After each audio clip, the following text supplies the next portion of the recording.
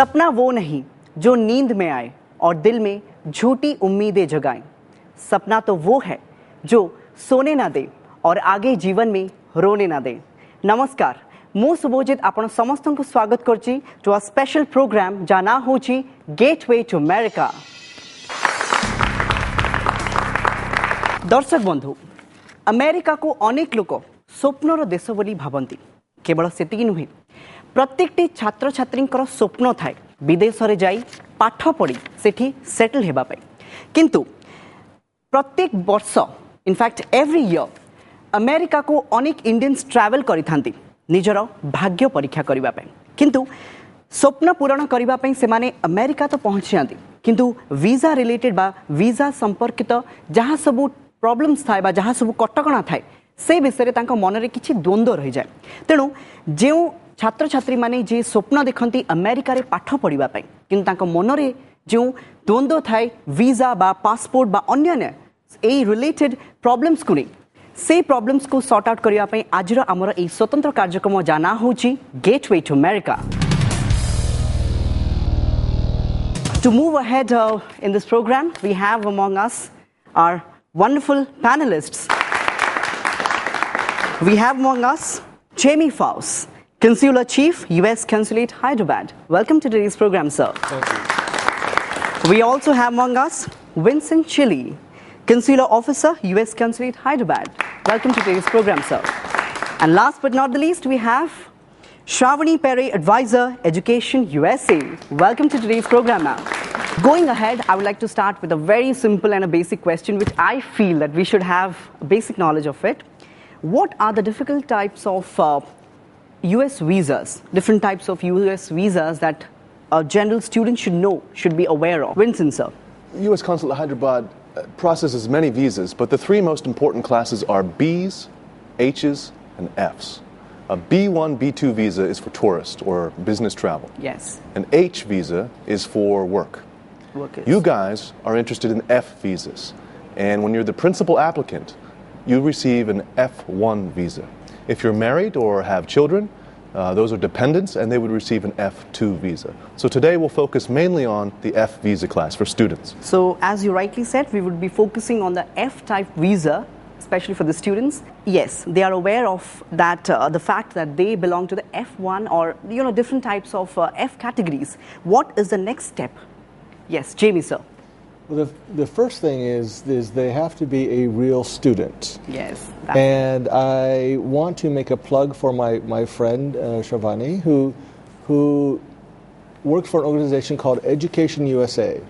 And they are the ones who can help students who are thinking about studying in the U.S. to determine what sort of school they might want to go to, what area of the U.S. they want to go to. And I highly suggest that anyone considering go to their office or go to their website and try to learn more about different schools in the U.S., what sort of majors that they offer. Once you've decided that, then you apply to a school, you get an I-20, it's called an I-20, it's a piece of paper that gives you permission to come to the U.S. consulate and apply for the visa. When you come to the consulate to apply for the visa, you need to show that you are a real student, okay, that you are not someone who has tried to fake their way into it. And we can normally tell by just talking with them that they have enough money to pay for school. And that tends to be the challenge that most students have. It's also a little bit difficult for us to understand how much money they actually have. So, school costs could be $30,000 to $60,000 a semester. So you need to somehow prove that you have the money to pay for school. And then the third one is that you intend to depart after your studies. Coming back to Shravani, I would like to know, since you mostly deal with the courses thing and the kind of education forum that you promote in USA, what do you think that most of the students from India they apply for, or the kind of subject they look for, which is in demand right now? 80% of the students going from India are going at a graduate level. And in the US, when you say graduate, that's anything after a bachelor's degree. Okay. So a master's, a PhD would count as graduate studies. And the most popular majors, as they're called in the US, which is nothing but a subject, like we would say in India, are engineering, computer science to be specific. And MBAs are a popular one too. Yeah. And most recently, health sciences and courses like Masters in Health Administration and Public Health are becoming very popular too. But we still see 80% students from India going for graduate studies in the US. And Education USA, although helps students from all over India, we have 7 centers in the various consulates and the embassy, of course, which is in Delhi, Bombay, Kolkata, Chennai, Hyderabad, and then we have 2 satellite centers in Bangalore and Ahmedabad as well. Okay. So all our services are free. All students are open to go and visit any of the centers and get all the kind of information that they need to navigate through the application process. So we provide them with all the resources that they need to apply, but they have to still go ahead and do the application by themselves. And what's the most important thing for students is to find the right fit in terms of a university. So every student is different. Every student has a different learning style, a preferred learning atmosphere. So what the US higher education really promotes is for students to find the best fit. I would like to know how student friendly is Education USA. I mean, if a student wants to visit a center in India of Education USA, how student friendly is the organization? We're very friendly. We're open to everyone. All our services are free. We have a lot of online services as well, because we have our center in Hyderabad, which caters to the audience in Odisha as well.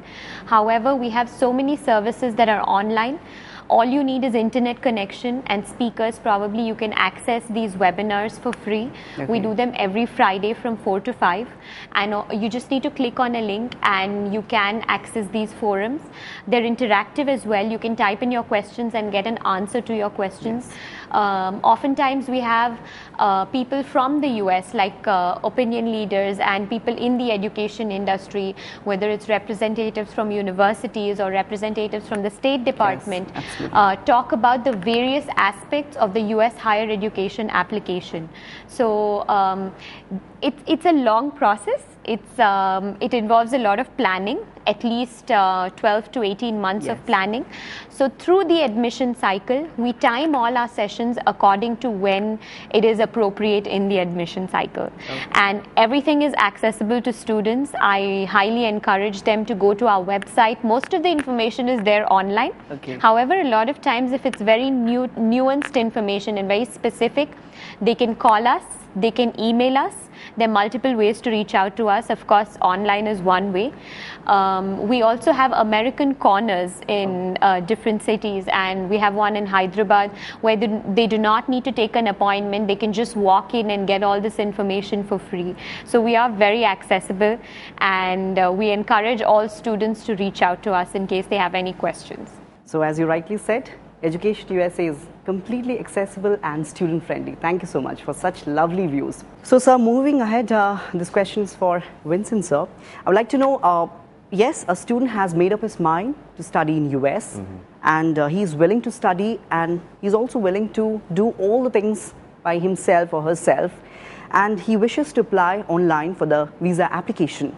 So as what the research that I have done is, there are two very important process for a biometric process, and another followed by an interview. Could you please throw some light on the entire process which happens in the visa interview and the biometrics part? Sure. Well, the application starts online and it's pretty easy. You make a profile, you fill out the application, which is called the DS-160, and then you'll come for 2 appointments. They're both very different. The first one, you come to the Visa Application Center. We call it the VAC for short. You'll take your fingerprints and submit a photograph. Those are called your biometrics.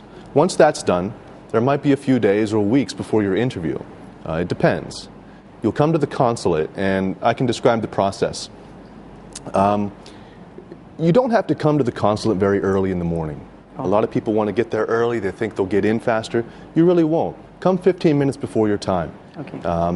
And once you do, you'll enter a short security line.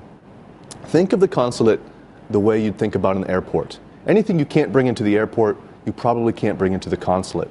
That line's pretty quick, and then you'll enter the consulate grounds themselves. And if you've ever been to Hyderabad, you've seen the architecture. This is really a wonderful consulate.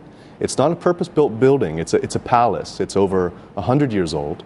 Oh, that's great. And the atmosphere is quite nice. You'll get into another line to take your fingerprints again. And you'll think, wait a minute, I just did that a couple days ago. We take your fingerprints again to make sure that you're the same person doing it. Okay. Once that's finished, you'll come to the last line and you'll talk to someone like me or one of my colleagues. And what I'd like to stress is the interview is not long. It's 2 minutes, maybe 3. And this is a very small part of a long journey. You guys are studying very hard in high school or university right now. You're taking your exams. You've got a lot of pressure.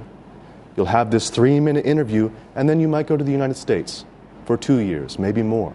You might get an H-1B and work in a U.S. company. This is a very long journey. So what I'd like to tell you guys is don't obsess. Don't get too nervous about this 3 minutes in your life. It's very important, yes, but it's easy to do, and I'm happy to talk to you.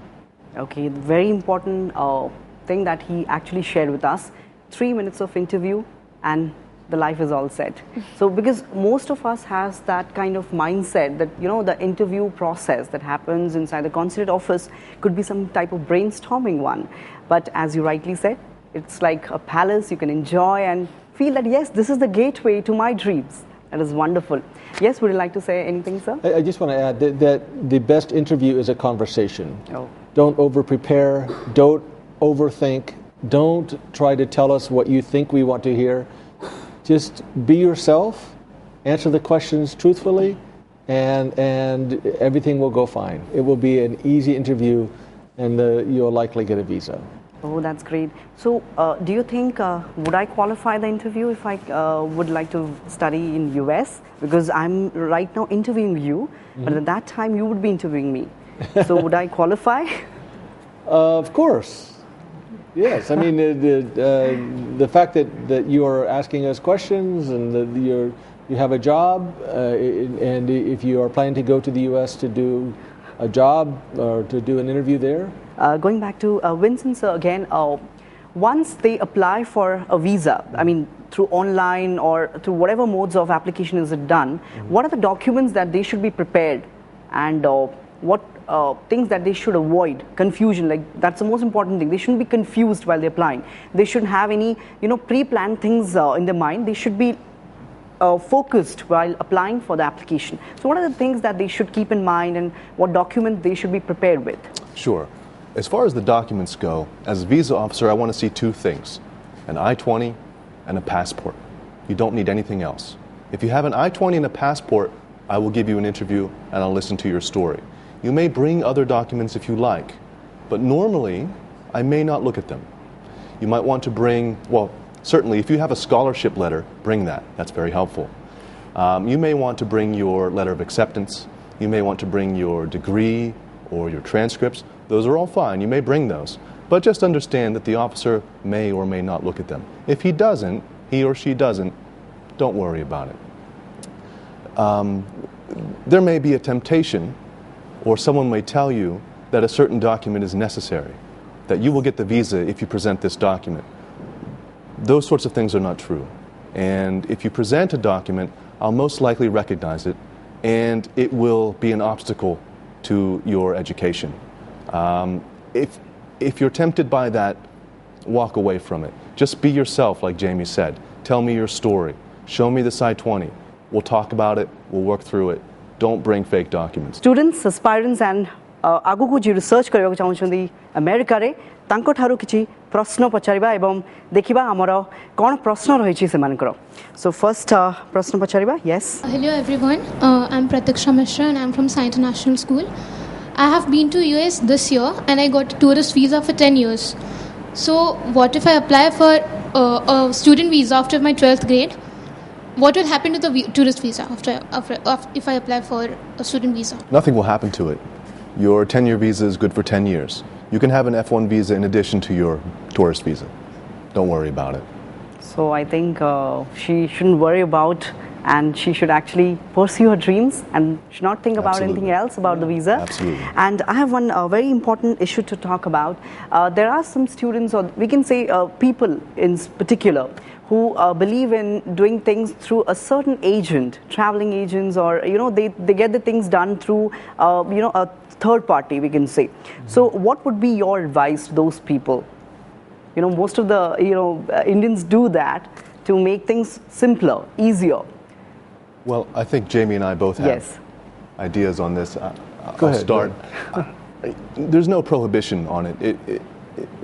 It may not matter, but I'm interested in you. I'm not interested in an agent or someone who has assisted you or sold you something. I'm interested in the person in front of me. And the process is so simple and easy to do that in my mind there's really no reason for you to spend your money elsewhere. You can do it on your own. You're all bright kids, you're all smart, you're all at the top of your class. You can do this. Just follow the directions on our website, visit Education USA, and it can be done very easily. Giving your business to a consultant is not at all necessary, nor is it encouraged. I'm Sashwat from XIMB. My question is, after completion of studies in a US university, what is the process to start working there? Will I be eligible to start working there directly for a few years, or I have to go through a separate visa process? Can you please elaborate on that? Everyone is different. Just because you graduate from a US university doesn't mean automatically that you will start working. A company has to petition for you, and the H-1B process is petition-based. If you're lucky enough, that's certainly possible. I don't think there's any prohibition or a gap or a buffer that you have to have between visas. And many people, OPT, yes. And many people receive H-1B visas here in India. Now, OPT, I think is what you're referring to, is called optional practical training, and it's an essential part of many people's studies. If you're in a STEM field, I think OPT now is 36 months, which is pretty good. And if you're in the humanities, I believe it's 1 year. You work through that with your school. You'll get a SEVIS update. Everything will be in the system, and you're granted that permission. And many students do take advantage of it, and it's a nice feature of the American education system. Okay, I think that is a very important, vital information that you shared. After the completion of the courses, a lot of students go through the same mindset. Are we going to settle here, or are we going to face any kind of difficulties, or should we go back to our country? But with your words, I think they'll get a boost. But yes, we can also continue in the same country. Now, yes, definitely. So students also have the chance to work while they're studying in the US. They're allowed to work for 20 hours a week on campus. It definitely has to be on campus. Okay. And you're also allowed what is called curricular practical training, which is CPT. And this is between semesters. Like, a lot of students in the US do not take courses in their summer semester, and they go out to look for internships. So whether it's, and again, if you have to work 40 hours for an internship, you have to convert to the CPT status. So whether it's your CPT or whether it's OPT, both of them have to be in your area of study. That's very important. So 20 hours a week you can work while you're studying on campus, and apart from that, CPT and OPT can be done, but it has to be in your area of study. That's very important. So those are the main things with work while you're a student in a US university. Hello, I'm Aditya from XIMB. My question about is that suppose I've completed my education in the US and then I want to work over there. So I apply for the H1 visa, right? So what is like the time frame, like in what time will I be able to get it? And like suppose I've got some offer from a company, will the company vouch for me or something like that? Once you are completing your studies, you would start applying for different universities, different jobs. And once you would get that job, then that company would apply for the H-1B on your behalf. In order to qualify for the H-1B, they need to go through the Department of Labor and determine that there is nobody who can do that sort of job. Once the Department of Labor has approved it, the Department of Homeland Security will grant you a petition, approve your petition for the H-1B. And once you have that, then you come to us for the visa. It takes now probably maybe several months in order for that process to get going. I have a friend who is a Bangladeshi. He completed his degree and he got his H-1B. He is now working in Iowa he's a computer science engineer. All right, so we end our discussion here. बहुत ही सुंदर discussion थिला, बहुत ही सुंदर भाव में आलोचना करते विभिन्न मुद्दा को नहीं, विभिन्न इश्यू को नहीं आम कथा होते and it was a lovely discussion with you. Thank you so much, Vincent. Thank you so much, Jamie. Thank you so much, Shravani. Can we have another round of applause for our panelists, please? Thank you so much. तो दर्शक बंधु आज ये कार्यक्रम आम बहुत किसी जाना पाइलु. एमती अनेक लोक था, एमती अनेक छात्र छात्री था जी विदेश में पढ़ा स्वप्न देखते किंतु तांको मनरे किसी द्वंद्व थाए. आशा करुच्ची यही कार्यक्रम यही प्रोग्राम माध्यम आम से द्वंद्व को दूर करने को चेष्टा करूँ. एज दे से स्काई इज द लिमिट. आपणकर स्वप्न को थरे पर लगे देखु. आपन को स्वप्न अचीव करिबारे आपनकर से रास्ता रे से पथरे आपन को किए भी अटकाई परिबो नाही. आजर कार्यक्रम को आजर ई अनन्य कार्यक्रम को एडी शेष करछु. आशा करछि आपन मन को आजर कार्यक्रम भल लागिथिबो. Thank you so much. This is Subhojit Panda signing of.